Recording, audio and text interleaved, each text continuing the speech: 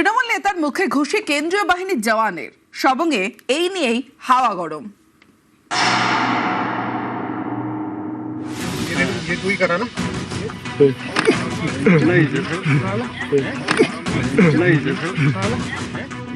কেন্দ্রীয় বাহিনীর জওয়ানের পাশে দাঁড়িয়ে তৃণমূল নেতা কথা বলছিলেন। সে সময় নেতার মুখে সজোরে ঘুষি জওয়ানের।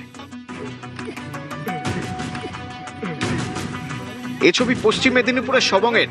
মঙ্গলবার রাতের এই ভিডিও ভাইরাল হয়ে গিয়েছে। সবংয়ের সারতা গ্রাম পঞ্চায়েতের ছিনা। মঙ্গলবার রাতে এখানে বাড়ি বাড়ি প্রচার করে বিজেপি। অভিযোগ, সেই সময় বাধা দেয় তৃণমূল, তারা মানতে নারাজ। তৃণমূলের পাল্টা দাবি, ওড়িশা থেকে লোক এনে প্রচার করছিল বিজেপি, তাদের বাধা দেন স্থানীয়রা। এ নিয়ে উত্তেজনা ছড়ায়। এলাকায় পৌঁছয় পুলিশ এবং কেন্দ্রীয় বাহিনী। তখনই এলাকার তৃণমূল নেতা বিজয় কুমার জানাকে সজোরে ঘুষি মারেন কেন্দ্রীয় বাহিনীর এক জওয়ান। হিন্দিভাষী এলাকার মানুষ যখন এক এলাকায় ঢুকে, মানুষের সঙ্গে যারা বাংলা বিরোধী, যারা বাংলা ভাষা বিরোধী, তাদের সঙ্গে এই সমস্যাটা তৈরি হয়েছে। এলাকাকে অশান্তি করার একটা চেষ্টা চলছে বিজেপি RSS এর। মোর্চার মেয়েরা প্রচার করতে গেছিল, তারপর ডাকাত বা চোর কেউ নয়, একটা বিজেপির সিম্বল নিয়ে গেছে। সেখানে তাকে আজে বাজে বিতর্কে জড়িয়ে একটা বাজে সমস্যা তৈরি করার কারণটা টিএমসির পক্ষ থেকেই করেছে।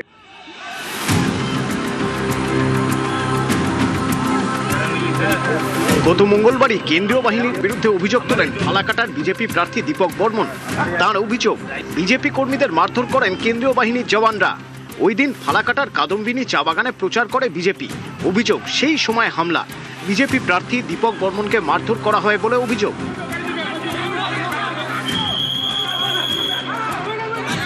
মাথা ফাটে তার গাড়ি চালকের। এলাকায় যায় পুলিশ এবং কেন্দ্রীয় বাহিনী। বিজেপি প্রার্থীর অভিযোগ, সেই সময় তাদের কর্মীদের উপর লাঠি চালান কেন্দ্রীয় বাহিনীর জওয়ানরা। এই ঘটনায় দীপক বর্মনের নিশানায় তৃণমূল, তারা মানতে নারাজ। यहाँ का जो प्रधान है रवि कुमार मिंज, वो खुद आके मुझे हिट करने के बाद मुझे पकड़ कर में गिरा दिया। पुलिस देखते रह गए, कुछ भी कार्रवाई नहीं किया। आधा पैरामिलिट्री फोर्स भी ऐसे ही भाग गया। हमारे जो लोग थे उनको पिटाया पैरामिलिट्री फोर्स। এতদিন দেখা যায়, পাবলিক দেখেছে, 5 বছর পর গেছে, প্রশ্ন করছে, তখন ওখানকার 4 শ্রমিককে গাড়ি চাপা দেয়। তখন গাড়ির 4 শ্রমিকরা উত্তপ্ত হয়ে ওঠে। ওরা আমাদের পার্টির কোনো ব্যাপার নেই, উনি যেখানে যাচ্ছে সেখানে কেন হচ্ছে, এবং উনি উত্তপ্ত করছে এলাকা। আমি চাইবো ওনার যেন আর উত্তপ্ত না করে, না হলে কিন্তু আগামী দিনে আরো মানুষ কি করবে।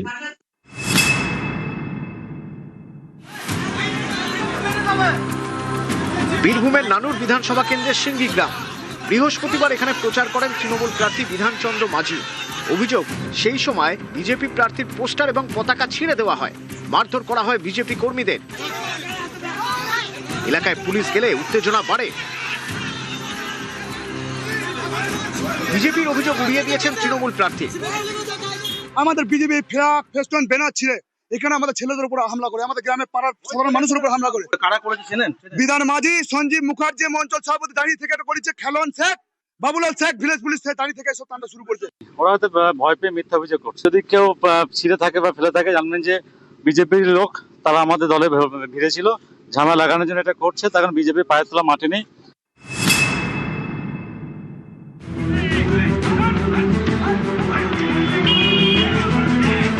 উত্তর দিনাজপুরের কালিয়াগঞ্জে কংগ্রেসের অফিস। অভিযোগ, বুধবার রাতে কংগ্রেস অফিসে নিজেদের পতাকা লাগিয়ে দেয় বিজেপি। এ নিয়ে বৃহস্পতিবার সকাল থেকে অশান্তি। এক বিজেপি কর্মী সেই পতাকা তুলতে গেলে শুরু হয় হাতাহাতি। শেষমেশ পরিস্থিতি নিয়ন্ত্রণে আনে পুলিশ এবং কেন্দ্রীয় বাহিনী।